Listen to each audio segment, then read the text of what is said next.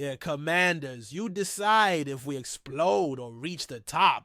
First alert, a hidden player on defense is doing the unthinkable. And if we don't lock him down now, half the NFL will be after him in 2025. Second, the new uniforms are no accident. They're the DNA of the three rings. And someone at headquarters knows they'll use magic against Dallas. But here's what drives you crazy. Did you know our offensive star is 72 hours away from requesting a trade? If Harris doesn't act, we lose the only player who saved this franchise from embarrassment, and Jaden Daniels will be left stranded. This is not a game. Either we unite and demand action, or 2025 will be another Burgundy and Gold funeral. Subscribe now, ring the bell, and comment, "Pay Terry before it's too late." Every like is a shot of pressure to management. After years of watching this team struggle on defense, season after season with linebackers who couldn't make a difference when we needed them the most, we finally have something special. Remember when we had to beg for a linebacker who could cover and tackle at the same time? Those days are over. Frankie Louvu isn't just another linebacker. This guy's the beating heart of our defense. I'm telling you this. What this player is doing in Washington is something we haven't seen in decades. He came in as an undrafted from Washington State, rejected by everyone, and now he's among the most dynamic linebackers in the entire NFL.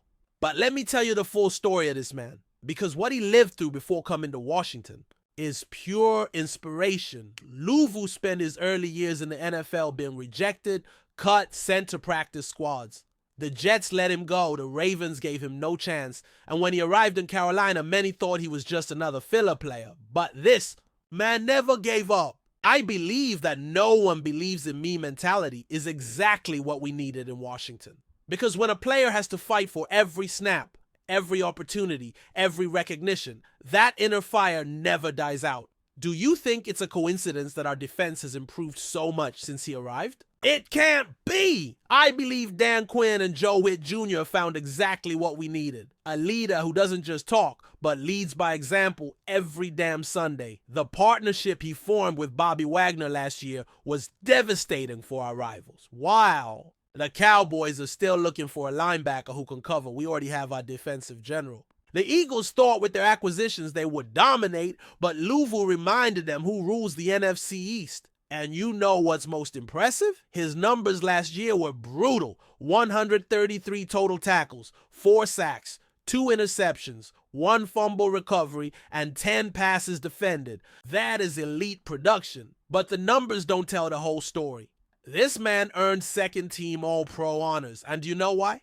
Because we finally have a linebacker who understands that here in Washington, it's not just about stats, it's about leadership. In the locker room, in practice, on the field, this man is making a difference. I'm telling you this. When I see Louvu leading the defense, when I see him celebrating with his teammates, when I see him inspiring younger players, I see the kind of culture we need. It's not just talent, it's character. And you know what's the craziest thing about all this? That we got Louvu for a fraction of what other teams are paying for average linebackers.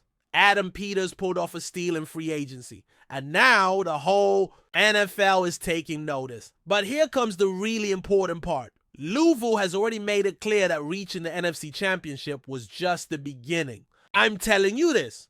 When a player who has never tasted success in his professional career tells you he wants more, that's the mentality we need across the whole organization. The guy's talking about winning the Super Bowl. And it's not just talk. This player is backing his words with work.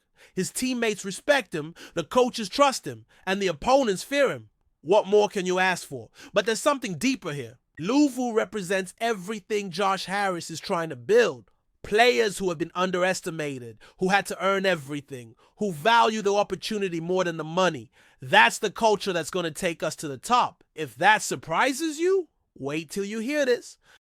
When we think about all we've suffered as Commanders fans, all the lost seasons, all the name changes, all the chaos we lived through under Dan Snyder, we needed something to remind us why we're still here. And Josh Harris has just given us exactly that. The new Super Bowl era alternative jerseys aren't just uniforms, they're a declaration of war. I'm telling you this, when I see those jerseys replicating the colors and design of our golden era, When I see that helmet with the white and gold stripes, I feel like we finally have an organization that understands what it means to be from Washington. But let me explain why this is much more important than it seems. For decades, this franchise has been running from its past, trying to reinvent itself, changing names, changing logos, changing everything except what really matters, the winning mentality. Do you remember Doug Williams, Joe Theismann, John Riggins? Those men wore similar jerseys when we conquered 3 Super Bowls in 9 years. That's Burgundy and Gold, baby. And now, on the 93rd anniversary of the franchise, we're honoring that tradition. I believe this is great because we finally have ownership that understands you can't build a future by ignoring the past. Josh Harris and his group have invested time and money in reconnecting with our history, with our fans, with what we truly are, and when are they going to wear them? Against the Seahawks on Sunday Night Football in Week 9, against the Broncos in Week 13, and most importantly, on Christmas Day against the Cowboys.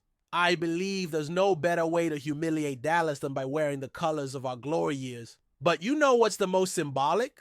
That the first game will be on Sunday Night Football in prime time with the whole country watching. That's not a coincidence. That's a statement. We're telling the NFL we're back and we're proud of who we are. Mark Clouse said it perfectly. These jerseys represent the most successful era of our franchise. But now I ask you, are you ready to create the next era of success? Because that's exactly what we're doing. The era from 1983 to 1992 wasn't just about talent. It was about mentality, culture, about believing we could compete against anyone.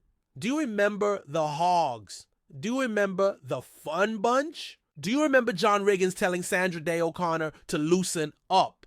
That was the attitude. Fearless, unapologetic, with the confidence that we belonged on the biggest stage. And now, when our players put on these jerseys, they're gonna channel that same energy. While the Giants keep changing uniforms without winning anything, we're connecting our glorious past with our promising future. Josh Harris understands that to move forward, sometimes you have to remember where you came from. And you know why this is great?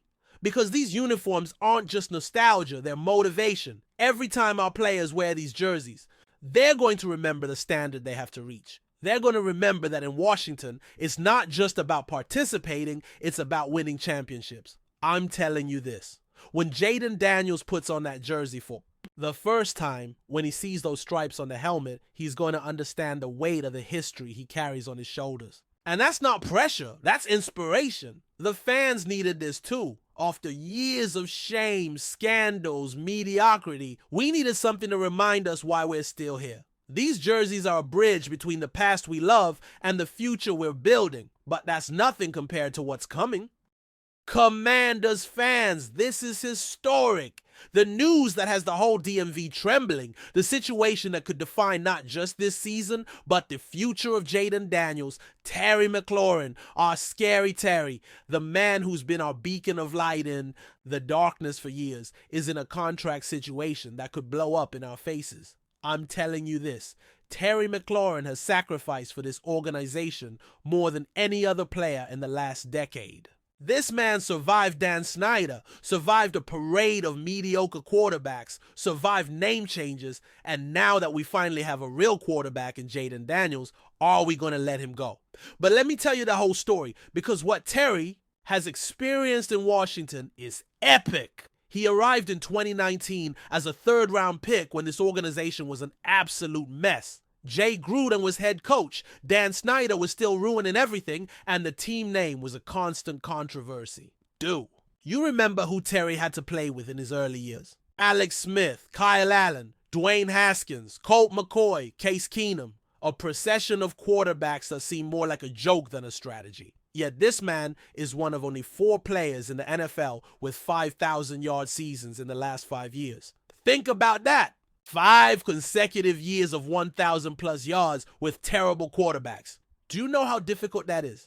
DeAndre Hopkins did it in Houston, and everyone considers him a legend. Terry is doing it here, and he still doesn't get the respect he deserves. I'm telling you this. When a receiver can consistently produce no matter who's throwing the ball, that's a special talent.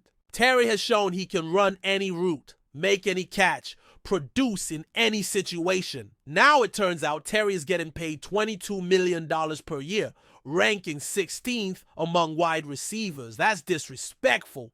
I believe when you have a receiver who's consistently produced with terrible quarterbacks and is now flourishing with Jaden Daniels, that man deserves to be in the 30s. And do you know what's most frustrating? That there are 7 receivers making $30+ million per year, and Terry isn't among them. T. Higgins, a WR2, is making $28 million. A WR2 is making more than our WR1. That can't be.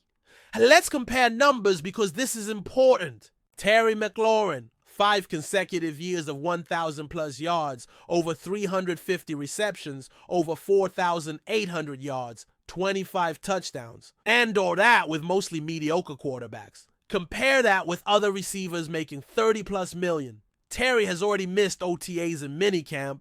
Dan Quinn has been in constant contact with him, but according to James Palmer, they haven't made any progress all month of June. Do you think this is sustainable? I believe it's not. I'm telling you this. When a player of Terry McLaurin's caliber decides not to show up for team activities, that's a statement. He's saying, respect me, pay me what I'm worth, or I'm going to make tough decisions. Jeremy. Fowler reports that McLaurin is not happy with how negotiations have progressed. And now I ask you, what if Terry demands a trade? Because other teams would definitely be interested. This man checks all the boxes. Performance, leadership, mental toughness. Do you know what teams would line up for Terry? The Chiefs need a WR1. The Bills could use him perfectly. The 49ers would love him. The Rams are always looking for talent. Half the NFL would be interested. But here's the really crazy part. If we trade Terry McLaurin now, we could be ruining Jaden Daniels' development. The connection between them was magical last year. Are we going to sacrifice that chemistry to save a few million? I'm telling you this. The relationship between Terry and Jaden isn't just quarterback-receiver, it's almost telepathic. When Jaden scrambles, Terry knows exactly where to position himself.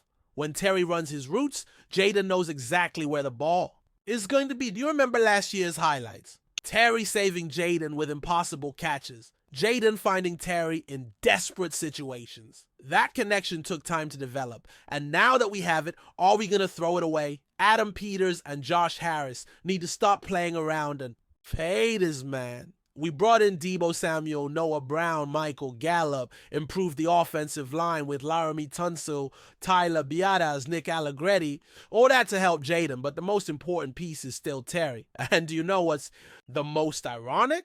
That we spent money to improve everything around Jaden, but we don't want to pay the player who's helped him the most. Terry isn't just our WR1, he's Jaden's mentor, he's the offense's leader, he's the player other receivers respect. Do you want to know my opinion? Terry McLaurin deserves to be in those $30+ million numbers. He's proven his worth, shown his loyalty, demonstrated he can produce no matter who's throwing the ball.